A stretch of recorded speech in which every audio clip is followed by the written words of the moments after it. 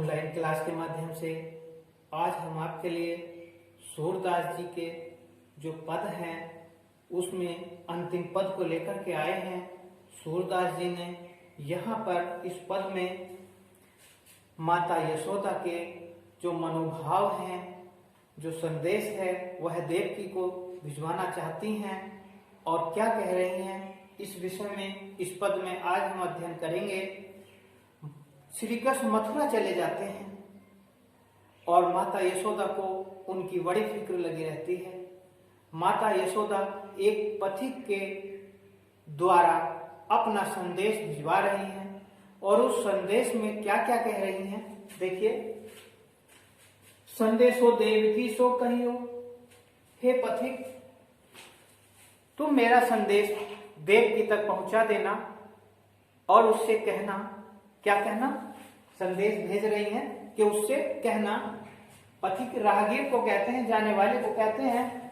कोई गोकुल से मथुरा जा रहे होंगे, कोई विश्वास पात्र ही होंगे जिनके द्वारा माता यशोदा देवकी तक यह संदेश भेज रही हैं कि संदेशो देवकी से कहियो, मेरा यह संदेश देवकी से कह देना। हो तो धाई तिहारे सुत की, सुत माने होता है बेटा, पुत्र, कि मैं तुम्हारे पुत्र की धाय माँ हूं।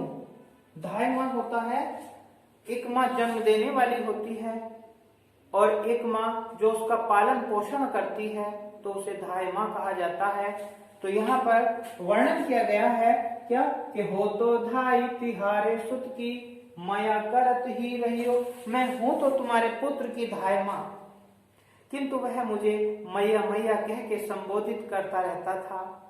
इसलिए उसके विषय में सोचना, उसके प्रति प्रेम उत्पन्न होना तो ये स्वाभाविक ही है। यद्यपि टेव तुम जानती उनकी, कि तुम उनकी सभी टेव माने आदतों को जानती हो। क्या कहना चाहती है कि ये देवकी आप उनकी सभी आदतों को जानती हो, तो मोही कही आवे। लेकिन मेरे मन में उनके प्रति प्रेम होने के कारण मेरे मन में आपसे कुछ कहने की अभिलाषा हो रही है। क्या हो रही है? प्रातः हो तो मेरे लाल लड़े थे, और जैसे ही सवेरा होता था तो मेरा श्री कृष्ण क्या करता था? माखन रोटी भावे। जैसे ही प्रातः काल होता था, सवेरा होता था, तो मेरे श्री कृष्ण को माखन और रोटी अत्यधिक प्रिय है, अत्यधिक अच्छी लगती है। प्रातः हो तो मेरे लाल लड़े थे, माखन रोटी भावे, भावे अच्छी लगती है। श्री कृष्ण को जैसे ही सवेरा होता था तो उसको सबसे पहले माखन रोटी अच्छी लगती थी। तेल उबटनो और तातो जल, और जैसे ही मैं उनको स्नान कराने के लिए तेल उबटन और गर्म जल लेकर के आती थी तो उसको देख करके वह भाग जाते थे। क्या कर जाते थे? भाग जाते थे। उनको इनसे डर लगता था और वह तेल उबटन जल जैसे ही मैं उनको स्नान कराने के लिए लाती थी तो वह भाग जाते थे। जोई जोई मांगत सोई सोई देती। माता यशोदा कहती हैं कि स्नान कराने के लिए मैं कान्हा से कहती थी और कान्हा मुझसे जो जो मांगते थे वह मैं उनको देती थी। जोई जोई मांगत सोई सोई देती, अर्थात जो जो मांगते थे वह सोई सोई वही वही मैं उनको देती थी। क्रम क्रम करके निहाते निहाते नहाते थे। कैसे? धीरे धीरे वह नहाया करते थे, स्नान किया करते थे। जो जो वह मांगते थे मैं उनको देती रहती थी और फिर उनको मैं स्नान कराती थी। धीरे धीरे वो स्नान करते थे, नहाते थे। सूर्य पथिक सुन मोहि रैन दिन बढ़े और रहे तो सोच। तो वो कह रहे हैं सूरदास जी के माता यशोदा पथिक से कहती है कि मेरे हृदय में तो रात और दिन बस यही सोच लगी रहती है। उनके विषय में मैं सोचती रहती हूँ कि कहीं मेरे पुत्र अर्थात मेरे वालक लड़े तो मोहन है ये कर संकोच, अर्थात मेरे हृदय में सोच बनी रहती है कि मेरे पुत्र कहीं मथुरा में जाकर के किसी वस्तु को कुछ मांगने में कोई संकोच तो नहीं करते, संकोच तो नहीं करते। कहीं ऐसा तो नहीं है मथुरा में जाकर के अपनी माता से वो संकोच करते हो कुछ मांगने में। तो ऐसा माता यशोदा पथिक से कह रही है कि यह संदेश मेरा जाकर के कह देना ताकि वह श्री कृष्ण का भली प्रकार से ध्यान रख सके।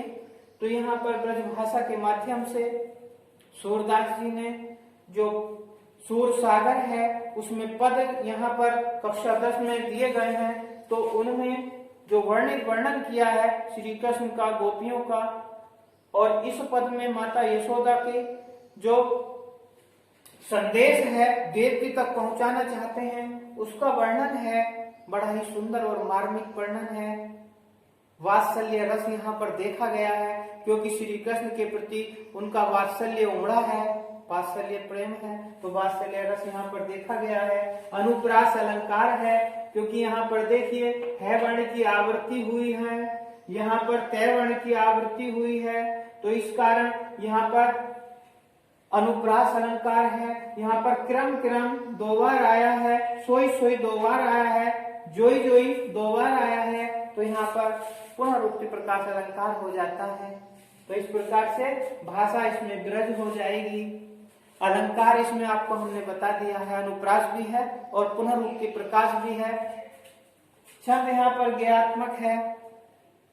और अन्य इसमें यदि देखा जाए तो इसमें देखने की बात यही है कि इसमें रस इसमें कौन सा है, श्रृंगार है, और हास्य श्रृंगार क्या बोलते हैं, वात्सल्य रस का प्रयोग किया गया है, उनका वर्णन भी किया है और वात्सल्य प्रेम भी यहाँ पर दर्शाया गया है। तो इस प्रकार से यह पद और पद नामक पाठ जो है वो पूर्ण हो जाता है। अन्य दूसरे पाठ के साथ, अध्याय के साथ हम पुनः उपस्थित होंगे।